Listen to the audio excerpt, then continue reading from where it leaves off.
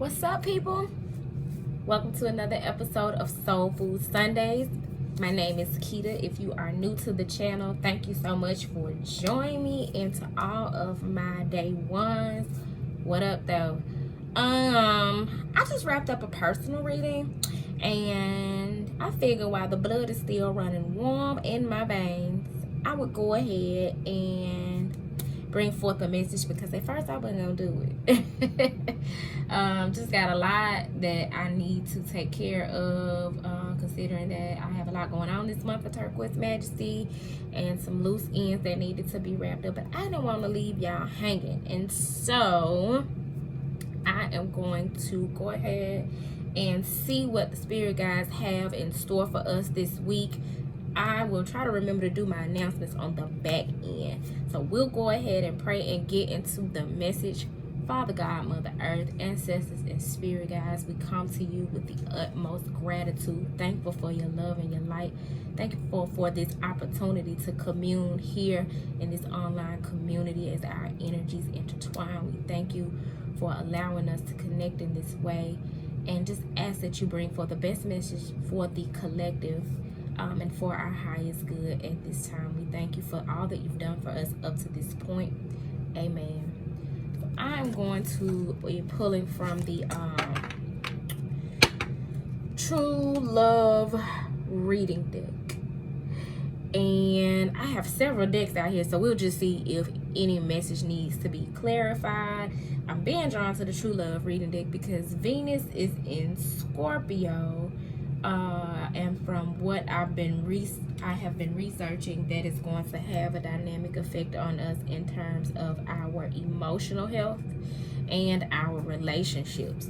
So let's just see what messages come forth from the True Love reading deck. Spirit, what messages do we have from the True Love reading deck for the collective at this time? What do we need to know and focus on? The Gardener. The Gardener. It is our responsibility to tend to our garden, to take care of those things that God has blessed us with stewardship of. That is the first thing that is coming to mind as I am looking at this card and at this message. I hope you guys can see the image of the card here. This gardener tending to his garden, taking time out to give some TLC to that which he knows or trust will be fruitful for him. At the top of the deck, we have spiritual maturity. We want to make sure we are doing the work to develop our spiritual maturity, and also that we are considering spiritual maturity as we are developing relationships with others. And Rainbow Reviver, tending to your spiritual maturity is something that is going to give you a boost. It's going to revive you. It's going to bring some color into your life. So that is what is coming to me intuitively, but we are going to read the messages from each of the cards. And underneath Rainbow Reviver was connection. You see a couple here listening to some music. They got that wine or their champagne flowing, got a love letter on the table or a card or some sort. Do people still write love letters? I'm old school with it. I love a love letter. My first love used to write me love letters. Child, I ain't got one since then. I don't think. I would have remembered that. Nope, it was just him. But we was kids. It just seemed like when we were younger, we were more open to stuff like that. Now that we are adults, you know, we do the regular smackler, humdrum, a teddy bear and some flowers, you know, the real generic gestures of love. But look like they might have had a little picnic or something, or are they on the beach? There's a sunset behind them, like it's real romantical, whatever it is. So this message may very well be speaking to a romantic connection, but whatever the case, you want to make sure that the spiritual maturity is on point, that both parties are willing to tend to the garden, which is the love that is being cultivated, and know that when you put in that work, it's going to be something that's going to bring more color into your life and serve as a rainbow reviver. But if it is not about a connection for you, It may just be the connection between your masculine and feminine energy. Know that the same applies. So let's see what the gardener has to say. Oh, I turned right to it too. Nurture the seeds of love within you and help them grow. Because it always starts with you. The gardener benefits throughout his life by learning how to nurture the feminine energies in his world. He builds up the garden beds, shapes the garden, puts up fences and trellises, and turns the soil. He plants the seeds that the feminine gave him initially and protects them while they grow. Sometimes he has to work hard so that when harvest time comes, he can enjoy the full bounty of his reward. Y'all keep in mind that fall is on its way. The fall equinox is September 22nd, which is commonly known as harvest season. He learns how to be in harmony with her seasons and thereby profits from her beauty and abundance while she benefits from his strength and diligence. I'm telling you, for my single people, like I said, this connection card may be speaking to your inner masculine energy and your inner feminine energy and how they play off of one another. The gardener finds a certain kind of inner peace with all aspects of his garden because it keeps him connected to the great feminine cycles of nature and Mother Earth. In nature, you cannot rush or force things. You cannot have fruit from your tree without planting the seed first and tending to it patiently. That is something that we all can stand to do better at. Just trusting divine time and planting the seed, watering the seed, and waiting for it to grow. Because like this commentary says, you cannot force a tree to grow in your time. You can't force a rose or a piece of fruit or nothing that comes from the earth to unfold in your time. You have to allow it to unfold naturally and follow the directions to nurture and cultivate it. That's all you can do. You do your part and you let Mother Nature and Father God do their part. So you just have to trust. You have to have faith that it's going to bring forth something fruitful for you. And if it doesn't, that a lesson is coming through for you as to why it didn't. It says you have drawn this card today so you may bring your attention to the work of your inner and outer gardener. It's time to consider what areas of your life need some weeding, planting, fertilizing, and other forms of constructive attention. When the gardener calls, it means that some planning is required, followed by action taken with a willingness to work towards your goals realistically so that you may achieve them. Didn't we get the planning and action card last week in last week's reading of Soul Food Sundays, when the ancestors was trying to give us the antidote as to what plan and action we need to put in place to find some joyous fun and to step into our purpose? This message is reinforcing the message that came through last week, and I'm going to put a card in the corner of your screen so that you're better able to access last week's reading. I love when the messages like coincide week after week because it's really giving us that weekly guidance as we move forward on our journey. So it says, call on your inner gardener to help you nurture and cultivate the seeds that are ready to take root and sprout in your life. So whether it's a career move, whether it's a love relationship, whether it's an investment of some sort, something financial, whether it's a family issue or something you want to do within your family, a trip you want to take, a project, a creative project you want to work on, whatever it is, you're going to have to tend to that garden in order to see it come to fruition. It ain't just going to pop up one day. You're going to have to be willing to roll up your sleeves and grab your tools from your toolbox and put in the work. And that is something that I definitely want to expound on before we move on to the next message. Take some time out this week to really assess, take inventory, do an audit of what is in your toolbox. What is it that you're able to turn to, pull out, lean on when you are feeling like you're at a deficit or you need to do some maintenance on yourself emotionally, spiritually, or whatever the case, mentally? What is in your toolbox? Really take some time out to think about that thing. I strongly advise that you journal. Journaling is a tool in my toolbox. Prayer is a tool in my toolbox.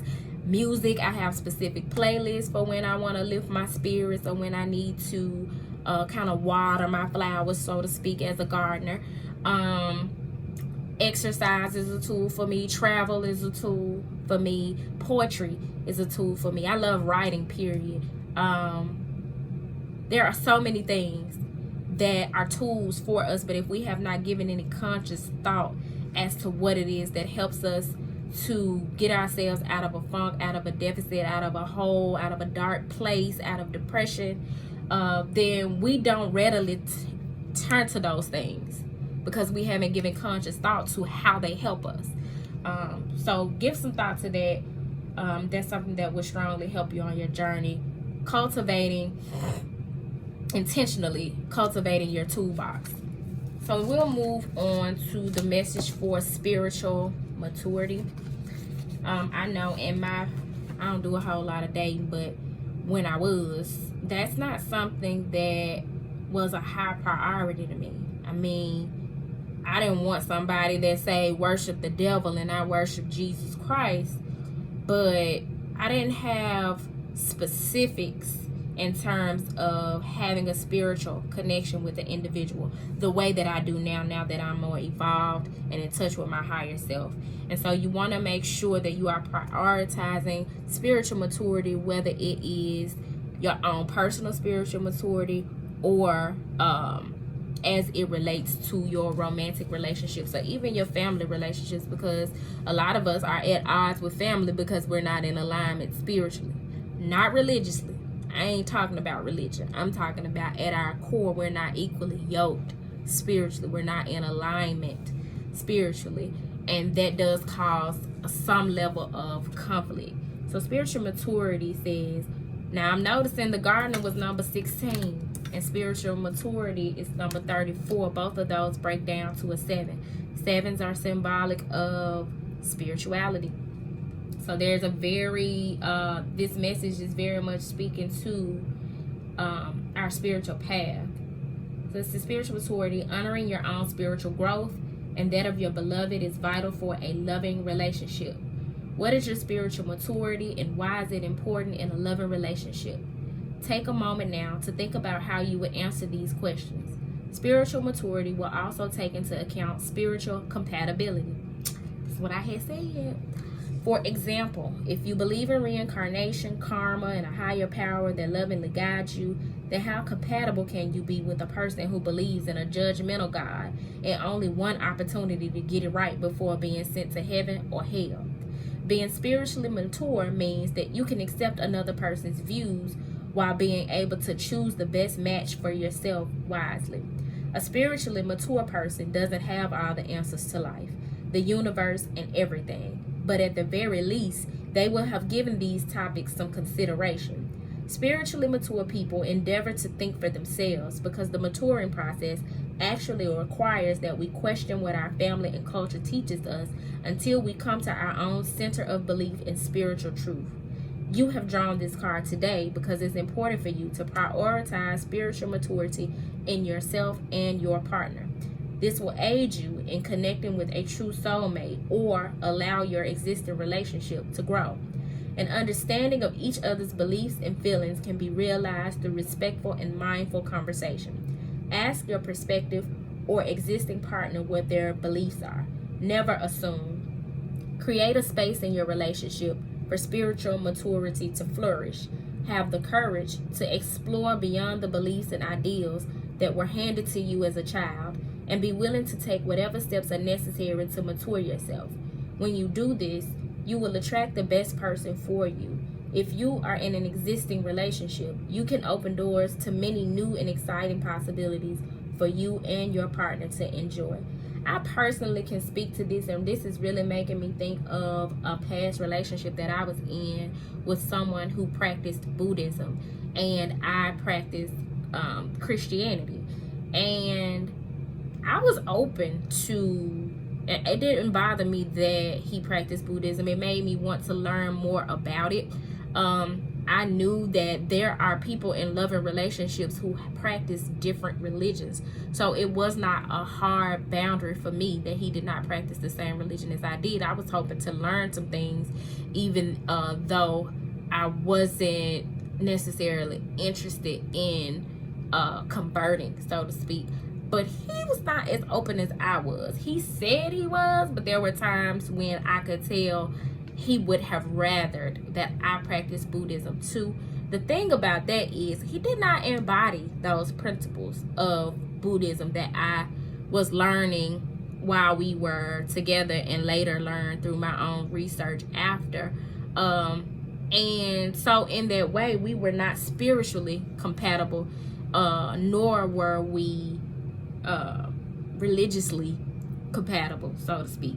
So that definitely plays a part in our love relationships. Say for instance, me, I would be considered more of a high priestess energy, one who believes a great deal in intuitive knowing, but I also come from a more hierophant preacher,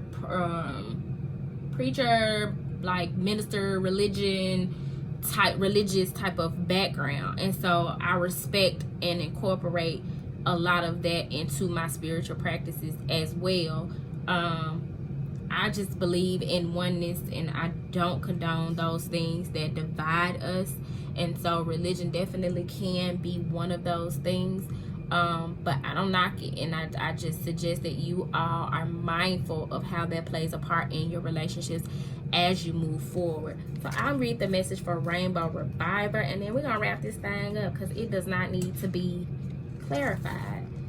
And it's represented by the number 24, which breaks down to a 6.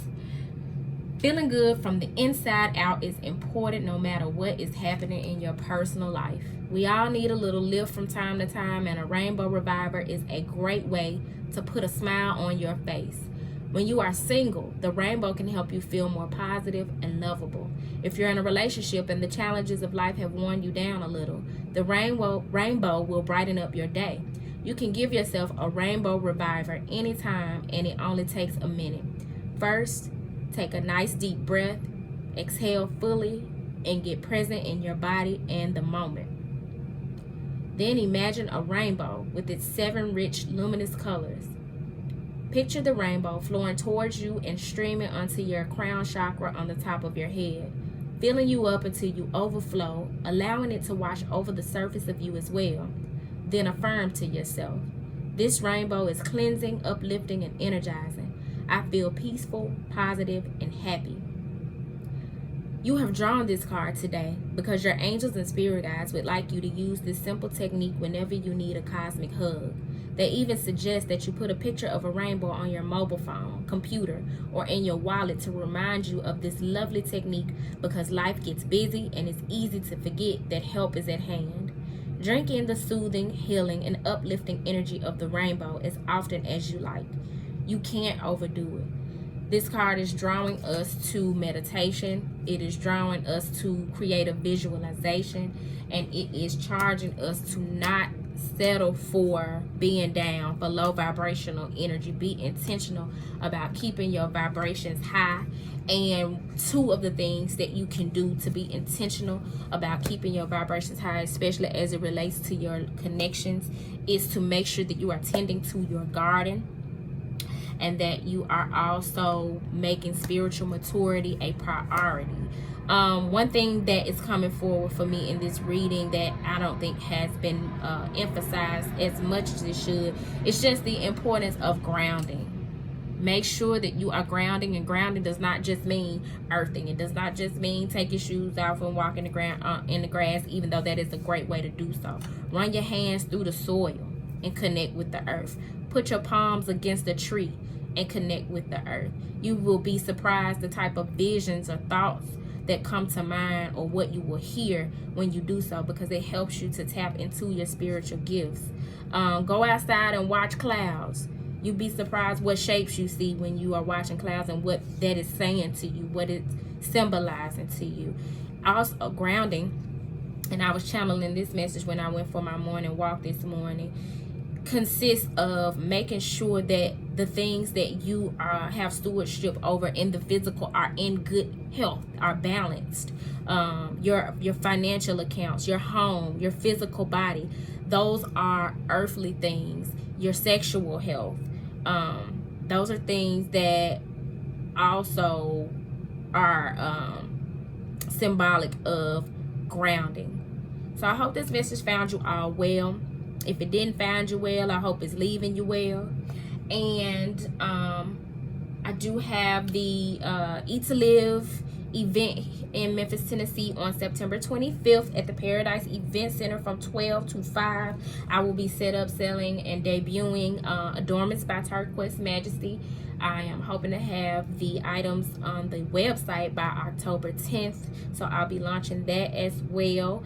And I'm still offering the fourth quarter focus readings. So if you're interested in taking advantage of that limited time offer, you can go on the website and book that. And I'm thinking about going live sometime real soon. So if you're not following me on Instagram, follow me over there so that you are aware, because I'm thinking about doing a fourth quarter check-in with the collective. I know I did it last year, and I think I'm gonna do it this year, just so we can kind of tap in with one another as we are about to wrap up another calendar year. We all know that time is an illusion and energy is infinite, but there's nothing wrong with taking inventory of where you are and reflecting on where you want to go. There is nothing wrong with strategy, although we all know God's plan will prevail. So with that being said, I love y'all. Peace.